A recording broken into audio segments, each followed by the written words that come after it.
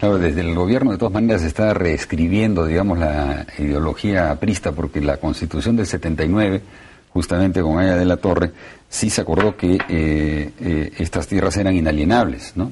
Había una protección, con excepciones. Claro, con excepciones, pero digamos era esa lógica. Hoy día es un sentido absolutamente contrario el que le da este decreto legislativo, que además, como acaba de señalar Javier, el propio Congreso había desechado a comienzos del año, ¿no? Esta propuesta. Y ahora, a través de estas facultades delegadas, que tienen que ver con la adecuación al TLC, terminan aprobándolo por decreto, ¿no? Entonces, aquí hay una cuestión que obviamente, seguramente el Congreso tendrá que revisar y discutir, como se ha señalado, lo de la constitucionalidad o no, y si se cumplen o no se cumplen los compromisos internacionales que el país ha suscrito. Pero efectivamente hay un debate más de fondo, que es el que acabas de plantear, que es igual, hay ya, particularmente en la sierra, ya un mercado de tierras en realidad que afecta a las comunidades como tal. En el caso de Puno, por ejemplo, hay comunidades que ya tienen un régimen patrimonial, o sea, individual, ¿no? En buena cuenta, o hay un mercado negro de tierras en buena cuenta. ¿Cómo encarar este tipo de problemas? A ver, Hans, ese punto que has tocado tú es un poquito más complejo, porque, sobre todo partiendo del caso de Puno es un caso bastante excepcional. Puno, hasta hace algunas décadas, era uno de los departamentos que tenía el menor número de comunidades campesinas. ¿Cuándo ha saltado Puno a ser el departamento con el mayor número de comunidades campesinas? Después de la reestructuración que se hizo durante el primer gobierno de García. Allí mucho de lo que antes eran parcialidades, es decir, propietarios individuales que tenían una cierta dinámica de comunidad, decidieron constituirse en comunidades campesinas y así recibieron cerca de 1 millón de hectáreas de tierras. Pero en el fondo nunca funcionaron como comunidades. Por eso tomar Puno como el ejemplo de un mercado de tierras distorsiona un poco la realidad. Pero lo que sí es cierto es que dentro de las comunidades sí hay un dinamismo muy grande, alimentado desde hace más de 10 años con una legislación ambigua que genera las dudas respecto de si hay propiedad individual o no, con un PET ahora sustituido por un COFOPRI que, aunque oficialmente diga que no, pero que alienta la titulación individual dentro de las comunidades. Y esto tiene una cierta lógica. Estamos hablando ahora del decreto legislativo 1015, pero hay otro decreto legislativo, el 994, aprobado en marzo, que habla más bien de tierras eriazas de las comunidades campesinas, sobre todo de la costa. Entonces ahí hay una lógica que en realidad es poco procomunera y más bien tendríamos que decirlo, tomando la palabra de los comuneros, es más bien anticomunera. Sí, ahí quizás es cierto que existe un mercado informal al interior de las comunidades y esto existe hace mucho tiempo, y también es cierto, como se ha señalado hace un momento, que hay un programa especial de titulación de tierras que no ha cumplido con su tarea, que era la titulación, y cuando lo ha hecho muy mal. Hay experiencias en varias regiones del país, en Ayacucho, en el Valle del Río Purímac, donde la titulación no se hizo con los requerimientos adecuados. Entonces, ahí hay un problema. Pero dar una ley como esta, promover la venta de las tierras en situaciones donde los títulos no están saneados, en situaciones donde hay conflictos entre comunidades por límites de tierras, lo que va a generar es una situación todavía más conflictiva.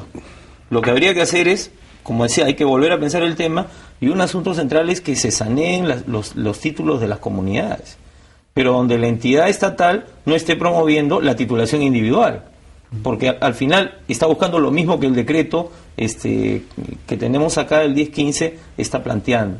Entonces lo que yo creo es que ahí hay que aprovechar esta situación para poner en discusión el asunto. Y en el tema de la Amazonía la cosa es todavía más complicada, porque ahí las comunidades nativas, los pueblos indígenas, plantean el tema del territorio, ¿no? Que es mucho más extenso que el territorio de la comunidad. Y entonces, de repente, una comunidad ayáninca decide vender y una comunidad vecina, también ayáninca, dice, no pueden afectar mi territorio. ¿Qué va a generar esto?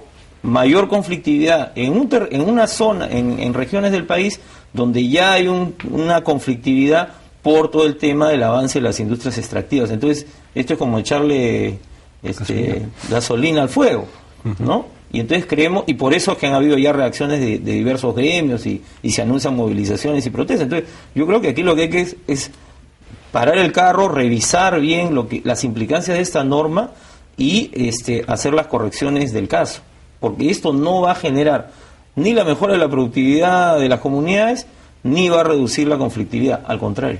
Justamente eso, aquí pareciera más bien que se abre un escenario de conflictividad, sea en defensa de las comunidades contra el decreto legislativo sea también al interior de las comunidades eventualmente, o, y si se lleva a la práctica, probablemente un evento de migración de la gente que termina vendiendo estas tierras a diferentes ciudades en el país. Pero hay un tema de conflictividad que ustedes vislumbran con una norma como esta.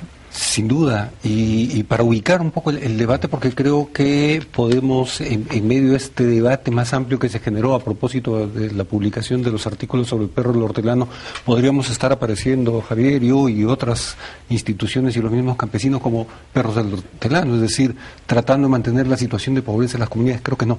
Creo que de lo que se trata justamente es de ver cómo rompemos ese círculo vicioso de la pobreza, pero rompiéndolo positivamente, de manera inclusiva, para que sean ellos mismos los campesinos quienes se vean beneficiados de este desarrollo, y no como lamentablemente el decreto legislativo apunta, más bien rompiendo el círculo vicioso por el lado de poner ahí más bien lo que aquí mismo se dice en el decreto, ¿no? Facilitar la inversión privada en dichas tierras comunales. Así es. Bueno, si no me equivoco, en el artículo sobre el perro del hortelano, el primero, creo que fue del presidente García, se refería a tierras ociosas, ¿no? Aquí no hay ninguna distinción de ninguna naturaleza en esta norma, ¿no? Claro, pero eso pues expresa un enorme desconocimiento y que lo repiten varios de los propagandistas del discurso del presidente, de un desconocimiento enorme de cómo funcionan las tierras de la sierra y de la Amazonía. Estamos hablando de suelos muy frágiles, sí.